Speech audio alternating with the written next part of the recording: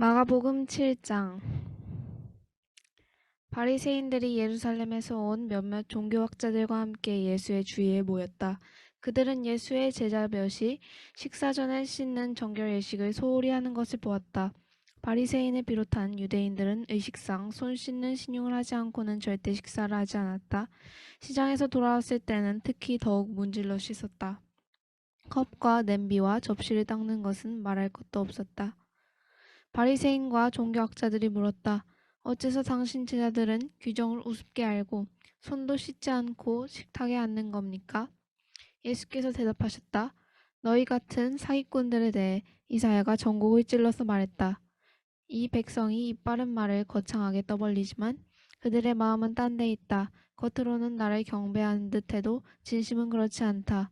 무엇이든 자기네 구미에 맞는 가르침을 위해 내 이름을 파고 있을 뿐이다. 하나님의 계명은 버린 채 최신 유행을 쫓기에 바쁘다.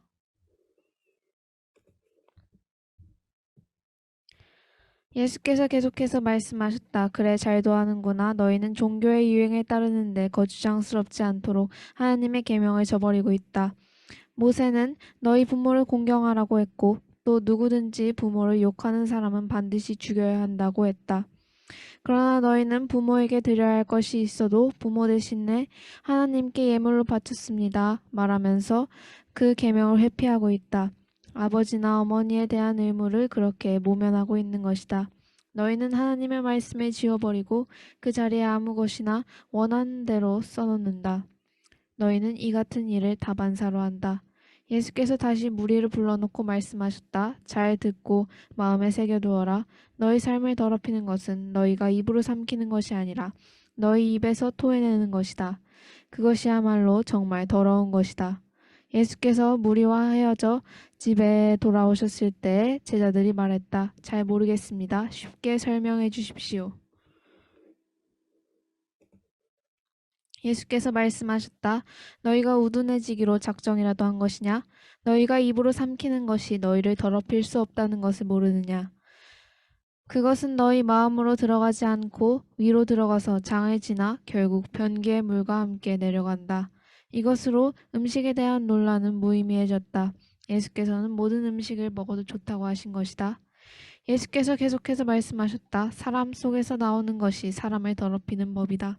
음란, 정욕, 도둑질, 살인, 간음, 탐욕, 부정부패, 속임수, 방탕, 비열한 눈빛, 중상모략, 교만, 미련함 이 모두가 마음에서 토해내는 것이다. 너희를 더럽히는 근원은 바로 거기다. 예수께서 거기에서 두로지방으로 떠나셨다. 그분은 아무도 못 본 줄 알고 그곳에 한 집에 들어가셨으나 사람들의 이목을 피할 수 없었다. 예수께서 안에 들어가기가 무섭게 고통당하는 딸을 둔 한 여자가 그분이 그곳에 계시다는 말을 듣고 찾아왔다. 여자는 예수의 발 앞에 무릎을 꿇고는 도와달라고 애원했다. 그 여자는 수르보니게 출신의 그리스 사람이었다. 여자는 예수께 자기 딸을 고쳐달라고 간청하였다. 예수께서 말씀하셨다. 줄을 서서 차례를 기다려라. 자녀들을 먼저 먹이는 법이다. 그리고 남는 것이 있으면 개들의 차지다. 여자가 말했다. 지당하신 말씀입니다, 주님. 하지만 상 밑의 개들도 자녀들이 흘리는 부스러기는 먹지 않습니까? 예수께서 감동하셨다. 내 말이 맞다. 가거라. 내 딸이 더 이상 고통당하지 않게 되었다. 괴롭히던 귀신이 떠나갔다. 여자가 집에 가보니 딸이 침대에 편히 누웠고 고통이 아주 사라져버렸다. 예수께서 다시 두로 지방을 떠나서 시돈을 지나 갈릴리 호수로 돌아와서 데가볼리 지방으로 건너가셨다. 어떤 사람들이 듣지도 말하지도 못하는 사람을 예수께 데려와 손을 얹어 고쳐주시기를 청했다. 예수께서 그 사람을 따로 데리고 저만치 가셔서 그의 귀에 손가락을 넣고 그의 혀에 침을 묻히셨다. 그러고는 하늘을 우러러 기도하시고 깊이 탄식하며 명하셨다. 에바다 열려라. 그러자 그대로 되었다. 그 사람의 귀는 이제 똑똑히 들렸고 말도 분명해졌다. 순식간의 일이었다. 예수께서 그들에게 입단속을 시키셨으나 그럴수록 그들은 흥분하여 더욱 퍼뜨리고 다녔다. 전부 그분이 하신 일인데 대단한 일이다.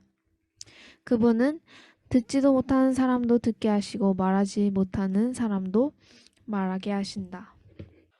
마가복음 8장. 그 즈음에 예수께서 배고픈 무리 앞에 다시 서게 되셨다. 예수께서 제자들을 불러 말씀하셨다. 이 무리를 보니 내 마음이 몹시 아프구나. 이들이 사흘이나 나와 함께 있었는데 이제 먹을 것이 없다. 배고픈 채로 돌려보내면 가다가 지쳐 쓰러질 것이다. 이 가운데는 멀리서 온 사람들도 있다. 제자들이 대답했다. 저희가 어떻게 하면 좋겠습니까? 여기 광야에서 어떻게 음식을 살 수 있겠습니까? 예수께서 물으셨다. 너희에게 빵이 얼마나 있느냐? 7개입니다. 그들이 말했다. 그러자 예수께서 무리를 바닥에 앉게 하셨다. 예수께서 감사를 드리신 후에 빵 7개를 조금씩 떼어 제자들에게 주셨고 제자들은 그것을 무리에게 나누어 주었다. 마침 거기에 물고기도 몇 마리 있었다. 또 예수께서 물고기를 가지고 감사를 드리신 후에 제자들을 시켜 사람들에게 나누어 주게 하셨다. 사람들은 배불리 먹었다. 남은 것을 거두니 7자루였다. 식사한 사람이 좋기 4,000명이 넘었다. 그때야 예수께서 사람들을 집으로 보내셨다. 예수 자신은 제자들과 함께 곧바로 배로 가서 달마누다로 떠나셨다. 그들이 도착하자 바리새인들이 나와서 예수께 바짝 달라붙었다. 그러고는 자신을 입증해 보이라고 그분을 괴롭히며 궁지로 몰아세웠다. 예수께서 노하여 말씀하셨다. 어찌하여 이 세대는 기적과 같은 증거를 찾아서 난리들이냐? 내가 이것만 분명히 말해두겠다. 너희는 꿈에라도 증거를 받을 생각은 하지 마라. 예수께서 그들을 떠나서 다시 배에 올라 건너편으로 향하셨다. 그런데 제자들이 점심 싸우는 것을 잊어버렸다. 빵 한 덩이 외에는 배 안에 빵 부스러기 하나 없었다. 예수께서 경고하셨다. 단단히 조심하여라. 바리새인과 헤롯 당원에 더럽게 하는 누룩을 각별히 주의하여라. 그러자 제자들은 깜빡 잊고 빵을 가져오지 않은 것을 두고서 서로 책임을 따졌다. 예수께서 들으시고 말씀하셨다. 빵을 잊어버렸다고 이 소란이냐? 내 말 뜻을 못 알아듣겠느냐? 그렇게도 모르겠느냐? 내가 빵 5개를 떼어서 5,000명을 먹인 일을 잊었느냐? 남은 것을 너희가 몇 바구니나 거두었느냐? 그들이 말했다. 12바구니입니다. 빵 7개로 4,000명을 먹이고 남은 것은 몇 자루나 되었더냐? 7자루입니다. 예수께서 말씀하셨다. 아직도 모르겠느냐? 그들이 벳세다에 도착했다. 어떤 사람들이 시력을 잃은 한 사람을 예수께 데려와서 손을 대어 고쳐주시기를 정했다. 예수께서 그의 손을 잡고 마을 밖으로 데리고 나가셨다.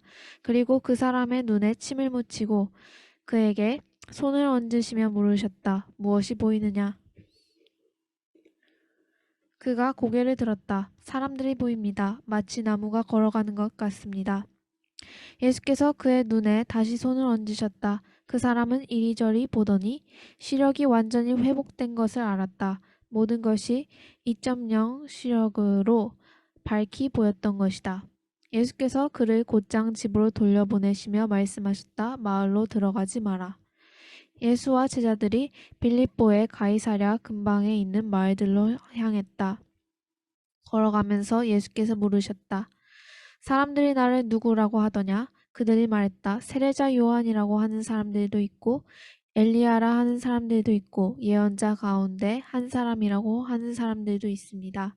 그러자 예수께서 물으셨다. 그러면 너희는 나를 누구라고 말하겠느냐? 내가 누구냐?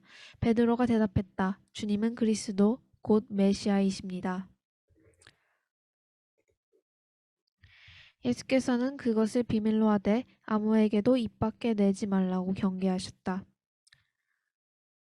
그러고는 그들에게 다음 일을 설명하기 시작하셨다.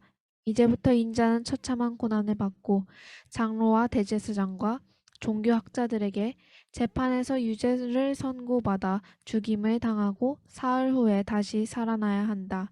예수께서는 이 말씀을 그들이 놓치지 않도록 쉽고 분명하게 말씀해 주셨다. 그러나 베드로가 예수를 붙들고 항의했다. 예수께서는 어떻게 받아들여야 할지 몰라서 머뭇거리고 있는 제자들을 돌아보시고 베드로를 꾸짖으셨다. 베드로야, 썩 비켜라. 사탄아, 물러가라. 너는 하나님이 어떻게 일하시는지 조금도 모른다. 예수께서 제자들과 함께 무리를 옆에 불러놓고 말씀하셨다. 누구든지 나와 함께 가려면 내가 가는 길을 따라야 한다. 결정은 내가 한다. 너희가 하는 것이 아니다. 고난을 피해 달아나지 말고 오히려 고난을 끌어안아라. 나를 따라오너라. 그러면 내가 방법을 일러주겠다. 자기 스스로 세우려는 노력에는 아무 희망이 없다. 자기를 희생하는 것이야말로 너희 자신 곧 너희의 참된 자아를 구원하는 길이며 나의 길이다. 원하는 것을 다 얻고도 참된 자기 자신을 잃으면 무슨 유익이 있겠느냐? 너희 목숨을 무엇과 바꾸겠느냐?